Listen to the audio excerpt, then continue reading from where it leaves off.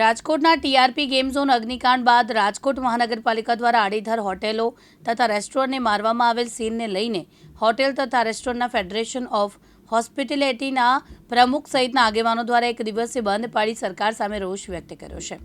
જી, આજે તારીખ 10/7/2024ના રોજ ટોટલ રાજકોટના તમામ restaurant, banquet hall, party plot અથવા ખાણીપીણીને લગતા તમામ ધંધાઓ આજે બંધ રહેશે અને આ એસોસિએશનને બધાએ માન સન્માન આપ્યું તે બદલ ખૂબ ખૂબ આભારી છું એ બધાનું. આ બંધ પાડવા પાછળનું કારણ શું છે? કોર્પોરેશનની શું વિગતો છે તે તેમનો વિરોધ કરી રહ્યા છે?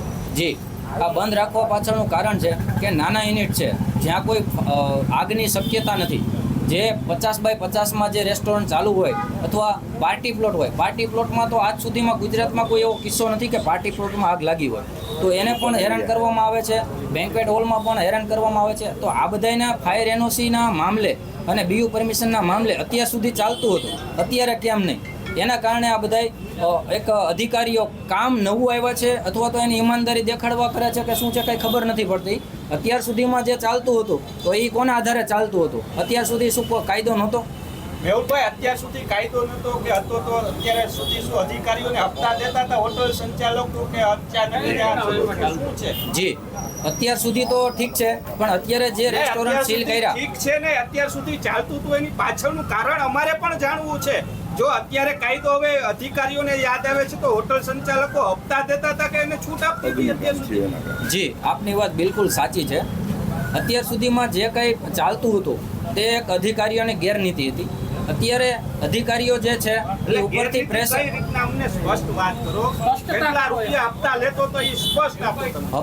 હપ્તાની તો કોઈ જાણકારી આપણી પાસે બિલકુલ નથી, પરંતુ પછી કેમ ચાલવા ગેરકાયદેસર ચાલવા દેતા હતા અધિકારીઓ અત્યાર સુધી? એ એમની ગેરનીતિ ગણી શકાય આપણે, પણ એક હપ્તા કોણ દેતું હોય કોણ નહીં એ આપણને ખ્યાલ ન હોય. પરંતુ તમે યુનિયનના પ્રમુખો છો તો હોટલ સંચાલકોને તમારે પૂછવું તો જોઈએ ને કે કેમ અત્યાર સુધી કેવી રીતના શું હતું શું નહીં, આખી વિગત તો, કારણ કે તમે બંધ પાડવા આવ્યા છો તો મીડિયા આગળ તો હપ્તા વિશે તમારે ખુલાસો કરવો જોઈએ કે આ અધિકારી એટલા હપ્તા લેવા આવતો હતો. જી, હપ્તાની વિગત અમારી પાસે કે હવે અધિકારીઓ સુધરી ગયા છે, પૈસા નથી લેતા એટલે ચાલુ રાખવા, કારણ કે આ તમારા જ શબ્દો બોલ્યા. મારી વાત સાંભળો. અત્યારે જે લોકોએ સીલ માર્યા છે, જે પાર્ટી પ્લોટ, જે બેન્ક્વેટ હોલ, જે પ્રોપર્ટીમાં સીલ માર્યા છે, હપ્તાની વાત કરીએ તો અત્યારે પણ પ્રેશર છે. અત્યારે પણ 5-5 લાખની ઓફર છે. થોડાક દિવસ પહેલાં 2-3 દિવસ પહેલાં જ ન્યૂઝમાં આવી ગયું છે એક અધિકારીનું નામ, જે આરએમસીમાં લોકો હતા અને આરએમસીમાં ત્યાંથી ડિસ્ચાર્જ કર્યા છે. તે આરએમસીના નામે હપ્તા ઉઘરાવતા હતા. 5-5 લાખ રૂપિયાના સેટિંગ માંગેલ છે. તો એમાં અત્યારે ના પાડે છે. નામ ડિક્લેર કરો ને. નામ એમનું હિમિશાબેન છે, સરનેમ મને ખબર નથી. હિમિશાબેન કરીને હતા, એને 5-5 લાખ રૂપિયાની ખંડણી પણ માંગેલી છે. તો હોટલ શરૂ રાખવા દેશે? જી, શરૂ રાખવાની સીલ ખોલવાની પ્રક્રિયા માટે 5 લાખની ખંડણી માંગેલ છે. જે સીલ ખોલવાનું છે એમાં એને 5 લાખનું સેટિંગ છે. આરએમસીમાં અરજી પણ એ કરી દે છે, આરએમસીમાં ટોટલ વસ્તુ જાણ પણ એ કરે છે. આજે આરએમસીના અધિકારીને ખબર નથી, આરએમસીના જે કમિશનર સાહેબ છે એ કોઈના આવેદનથી તો આપણે આ બધાના સીલ મારે છે.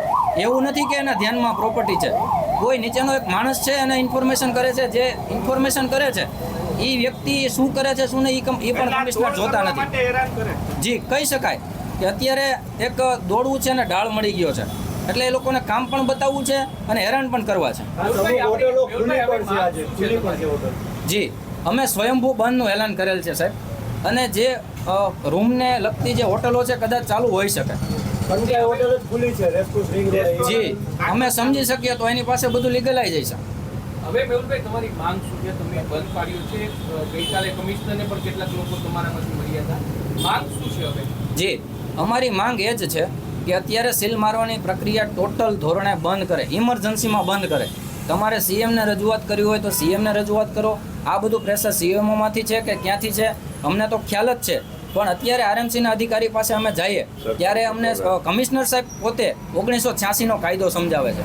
તો 1986નો કાયદો તમે અમને સમજાવો છો તો અમે વાત કરી કે ભાઈ આ બિલ્ડિંગ પણ આરએમસીનું કાયદા મુજબ નથી. તો અમારા ઉપર ઉગ્ર થયા અને અમને એવું કહ્યું કે ભાઈ તમારી આવકની સ્ત્રોત છે, banquet hall, party plot, restaurant વગેરે વગેરે જે કાંઈ છે એ આવકની સ્ત્રોત છે, એટલે ત્યાં કાયદો લાગુ પડે, અહીંયા લાગુ ન પડે. કાંઈ વાંધો નહીં, ત્યાં લાગુ પડે તો અત્યાર સુધીમાં આરએમસીમાં આટલા મોટા કૌભાંડો થયા તો એ આરએમસીમાં આવકનો સ્ત્રોત ન ગણાનો. હમણાં 10 કરોડ રૂપિયા સાહેબની તેજુરીમાંથી નીકળ્યા તો આટલી રકમ લગભગ કોઈ યુનિટવાળા પાસે નથી, ધંધાર્થીઓ પાસે. તો આ આરએમસીનો મોટામાં મોટો સ્ત્રોત તો આરએમસી જ છે. તો એ શું કામ અમને 1986નો કાયદો ભણાવે છે? હવે એટલે માંગ કાયમી બંધ તાત્કાલિક બંધ થવી જોઈએ. પણ આમાં નીતિ નિયમ તમારા બદલો. આમાં કોઈ પણ સંજોગે કોઈ પણ શરતે તમારા રસ્તા કોઈ પણ નીકળે, ત્રીજો રસ્તો એવો કાઢો કે જેથી કરીને ટાઈમ મળે. અત્યારે ફાયર એનઓસી પાછળ એ લોકો પડ્યા છે. શું આગ લાગે તો ફાયર એનઓસી નથી સળગવાની? ફાયર એનઓસી પડી છે તો પણ સળગવાની છે. અત્યારે ઇક્વિપમેન્ટ બધા પાસે છે. ફાયરના ઇક્વિપમેન્ટ બધા રેસ્ટોરન્ટ, બેન્ક્વેટ હોલ પાસે કે પાર્ટી પ્લોટ પાસે આવી ગયા છે. પોતાની સેફટી માટે ને ડરના માર્યા બંને બાજુ આપણે કહી શકીએ લઈ લીધા છે. માત્ર ફાયર એનઓસીના કારણે તમારે સીલ મારી દેવાના 30, 50 લાખનો નુકસાની આવે મહિનાભરની, તો એ કઈ રીતે વ્યાજબી છે? ભરત ભરડવા સાથે રોહિત ભોજાણી, દિવ્યાંગ ન્યૂઝ, રાજકોટ.